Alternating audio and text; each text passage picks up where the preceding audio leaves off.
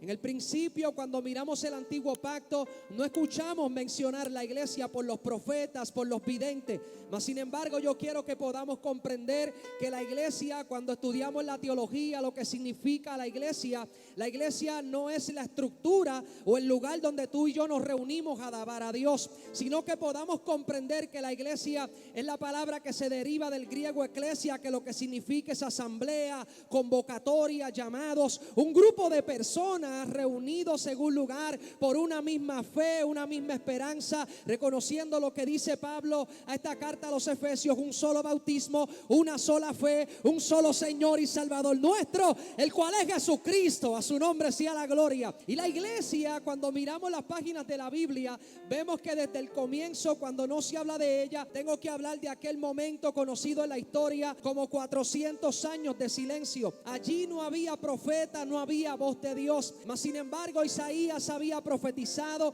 de que vendría uno a preparar el camino al Señor. A él se llamaba Juan el Bautista. No era un predicador común. Había un silencio grande sobre la faz de la tierra, pero llegó uno proclamando un mensaje de arrepentimiento y conversión. Fue un mensaje contundente en medio del pueblo que vivía. La Biblia dice que de toda Judá venían al bautismo de Juan. Juan el Bautista comenzó a bautizar en el río del Jordán. Si la Biblia dice que de toda Judá venían al bautismo de Juan, hablamos de miles y miles de personas que se acercaban a aquel lugar para el bautismo y arrepentirse de aquellos días. La Biblia dice que cuando la gente venía al bautismo de Juan, le hacen una pregunta a Juan. Le dicen a Juan: ¿quién tú eres? ¿Tú eres Jeremías? ¿Tú eres Elías? ¿O eres alguno de los profetas? Incluso le preguntaron: ¿tú eres el Cristo? Decimos allá en el campo que a Juan no se le subieron los humos a la cabeza, porque Juan sabía lo que había venido a hacer a la tierra. Él dijo: yo los bautizo en agua para arrepentimiento, pero viene uno tras mí, del cual yo no soy digno de desatar el calzado de sus pies. Él los bautizará con Espíritu Santo y fuego.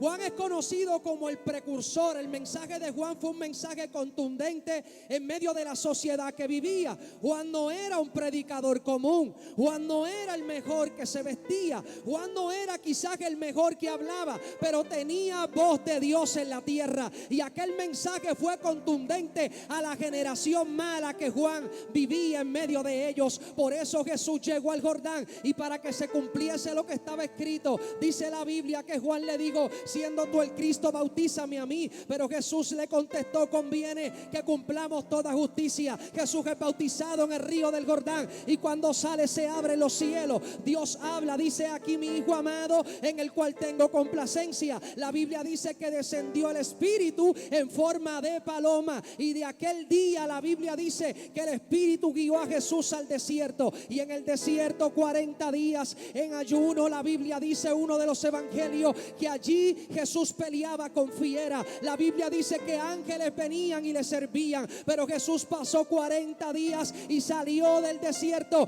dice el evangelio de Marcos, en el poder del Espíritu Santo. ¿Qué hizo Jesús cuando salió del desierto? Proclamar el mismo mensaje de Juan: arrepentido, porque el reino de los cielos se ha acercado. Y yo creo que hay una palabra contundente sobre la faz de la tierra, que desde los días de Juan el Bautista el reino de los cielos sufre violencia, y hay un mensaje que hay que continuar compartiendo por todos los rincones.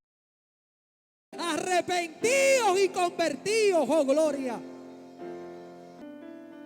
Un mensaje que ha desaparecido de muchos altares, un mensaje que ha desaparecido de muchos países, un mensaje que la gente lo toma como antiguo, como viejo, como que ya no funciona. Pero el mensaje del arrepentimiento es el que está cambiando el corazón del hombre.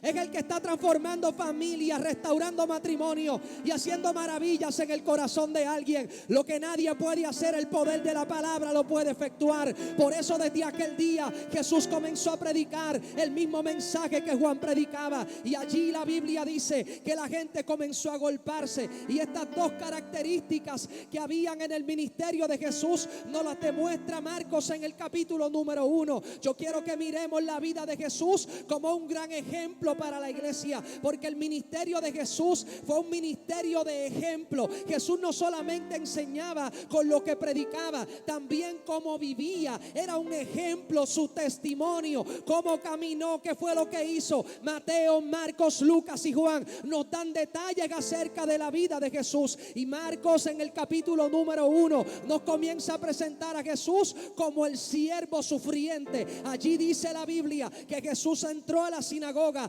verso 21 en adelante, y cuando Jesús comenzó a predicar, la gente se maravillaba de la doctrina, de la enseñanza. Jesús no entró a la sinagoga a perder el tiempo. Jesús entró a proclamar la palabra, y la palabra que Jesús comenzó a proclamar comenzó a causar efecto en el corazón del ser humano. Yo creo que la palabra del Señor es como un martillo que quebranta la roca. Yo creo que ella es como esa lluvia y como esa nieve que riega en la tierra. Yo creo que ella hace el efecto en el corazón del ser humano.